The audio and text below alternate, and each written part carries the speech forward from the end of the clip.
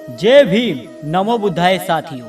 दोस्तों, चमार जाति जिसको महान व्यक्ति कहती है और दलित समाज जिसको अपना भगवान मानता है, तो फिर दोस्तों बाबा साहब अम्बेडकर की मूर्ति दिल्ली में क्यों नहीं बनी?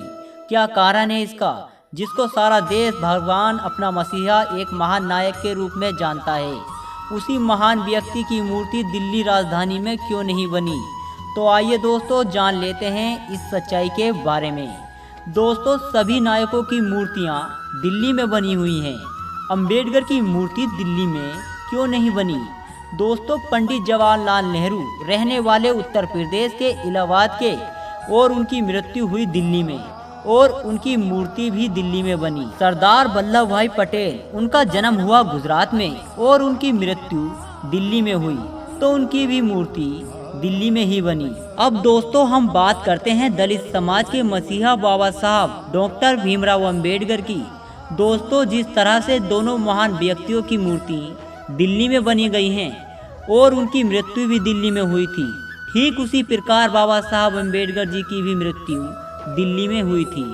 तो उनकी मूर्ति महाराष्ट्र मुंबई महू में बनाई गई है, जहां बाबा साहब अंबेडकर का जन्म हुआ था। वह स्थान दलित समाज के लिए किसी तीर्थ स्थल या मंदिर से कम नहीं है। और जिस तरह से जवाहरलाल नेहरू, सरदार वल्लभ भाई पटेल की मूर्ति दिल्ली में बनी हुई है और उनकी मूर्ति के आसपास लोगों की भारी भड़कम भीड़ लगी होती है, तो दोस्तों आप खुद ही सोचिए कि अगर बाबा साहब अंबेडकर की मूर्ति दिल्ली में बनी होती तो उनको मानने वालों की भीड़ और तादाद इतनी होती कि वहां पर कदम रखने की जगह भी नहीं मिलती।